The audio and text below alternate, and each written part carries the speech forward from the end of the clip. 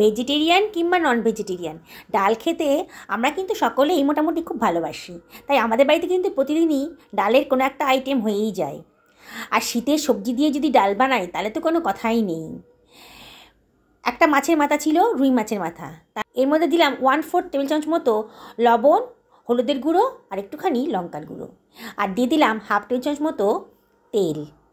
দিয়ে ভালো করে মিশিয়ে নিচ্ছি। মাছের সাথে মশলাগুলো ভালো করে মাখিয়ে নিচ্ছি। এই 1 মিনিট ধরে ভালো করে মশলাগুলো মাখিয়ে নিলাম মাছের মাথাটার মধ্যে। আমি 1/2 বাটি মতো ডাল, মুগ ডাল, ভালো করে ধুয়ে শুকিয়ে রেখেছিলাম। দেখুন একেবারে ঝরঝরে হয়ে গেছে। একটু শুকিয়ে রেখেছিলাম। এটাকে আমি রান্না করব। আগে থেকে ধুয়ে শুকিয়ে রেখেছিলাম। কড়াইতে দিয়ে দিলাম 3 টেবিল চামচ মতো সর্ষের তেল। আমি এটা সর্ষের তেলে রান্না করছি, আপনারা ইচ্ছে করলে যে কোনো তেলেই এটা রান্নাটা করতে পারেন। এবার মাছের মাথাটা আমি ভেজে নেব। মাছের মাথাটা আমি কেটে দিয়েছি, নাহলে খুব ফাটে, এই জন্য আমি টুকরো টুকরো করে কেটে নিয়েছি। এবার ভালো করে এপিট ওপিট উল্টে পাল্টে ভালো করে ভেজে নেব। বেশ কড়া করেই ভাজবো, নাহলে কিন্তু একটা আঁশটে গন্ধ বেরোয় ডালের মধ্যে, তখন খেতে খুব একটা ভালো লাগে না। আমার তো তাই লাগে, সেই জন্য আমি মাছের মাথাটাকে কড়া করে ভেজে নিলাম। নিয়ে এবার আমি একটা পাত্রের ভেতর তুলে রাখছি। এবার ওই তেলের ভেতরে আমি দিয়ে দিচ্ছি একটুখানি হলুদ আর একটুখানি লঙ্কার গুঁড়ো, এই 1/2 টেবিল চামচ মতো। তারপরে ওর মধ্যে আমি দিয়ে দিচ্ছি একটুখানি 1/2 টেবিল চামচ মতো লবণ। দিয়ে একটুখানি নাড়াচাড়া করে নিচ্ছি। গরম হয়ে গেছে। এরপরে দিয়ে দিলাম আমার আগে থেকে কেটে ধুয়ে রাখা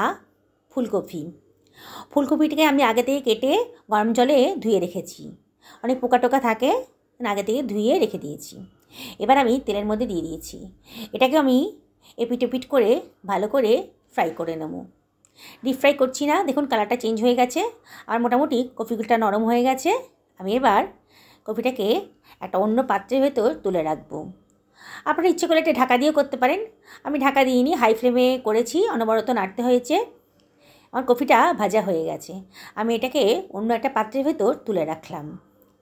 এবার ওই তেলের ভেতরে আমি দিয়ে দিচ্ছি খানিকটা শিমটাকে আমি কেটে আগে থেকে ধুয়ে রেখেছি, মাঝখান দিয়ে কেটেছি।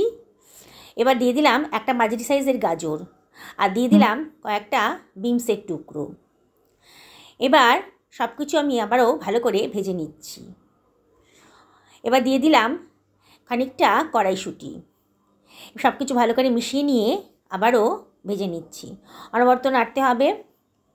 আমার সবজিগুলো দেখুন কালারটা চেঞ্জ হয়ে যাচ্ছে। আমার সবজিগুলোও নরম হয়ে গেছে, মোটামুটি সেদ্ধ হয়ে গেছে। আমি এবার অন্য একটা পাত্রের ভেতর তুলে রাখছি। আমি লোহার কড়াইতে রান্নাটা করছি, দেখুন তাই কড়াইটা কালো।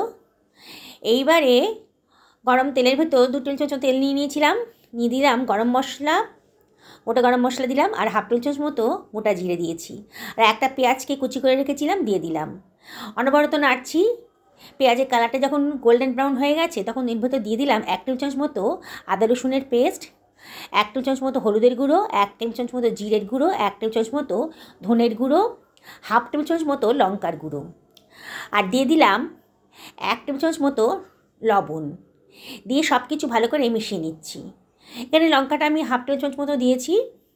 খুব একটা ঝাল এই ডালটাতে ভালো লাগবে না, সেই জন্যে আমি লঙ্কাটা একটু কমই দিয়েছি। দেখুন মশলাটা ভালো করে কষানো হয়ে গেছে। এবার আমি দিয়ে দিলাম শুকিয়ে রাখা ডালটা। এইবার কয়েকটা তেজপাতা দিয়ে দিলাম, দিয়ে অনবরত নাড়ছি। মিনিট খানেক এটাকে ভাজা ভাজা মতো করে নিচ্ছি। দেখুন আমার বেশ ডালটা ভাজা ভাজা মতো হয়ে গেছে। এবারে আমি এর ভেতর দিয়ে দিচ্ছি গরম জল। গরম জলটা দিলে পরে ডালটা তাড়াতাড়ি সেদ্ধ হয়ে যাবে। 1/2 বাটির মতো গরম জল আমি এর মধ্যে দিয়ে দিলাম। সব কিছু ভালো করে মিশিয়ে দিয়েছি। এবার দিয়ে দিলাম একটা টমেটো কুচি করে দিয়ে দিলাম। এবার আমি এটাকে ঢাকা দিয়ে দিলাম মিডিয়াম টু লো ফ্লেমে 10 মিনিটের জন্য। 10 মিনিট হয়ে গেছে। দেখুন ডালটা আমার মোটামুটি সেদ্ধ হয়ে গেছে, দেখেই মনে হচ্ছে ডালটা কিন্তু সেদ্ধ হয়ে গেছে। আমি দেখছি টেস্ট করে, ডালটা 80% সেদ্ধ হয়ে গেছে। এবারে আমি ভেজে রাখা সবজিগুলো এর ভেতর দিয়ে দিচ্ছি। সব সবজিগুলো এর ভেতর দিয়ে দেব। সব সবজিগুলো দেওয়া হয়ে গেছে আমার। এবারে আমি একটু মিশিয়ে নিচ্ছি, সব কিছু ভালো করে মিশিয়ে নিচ্ছি।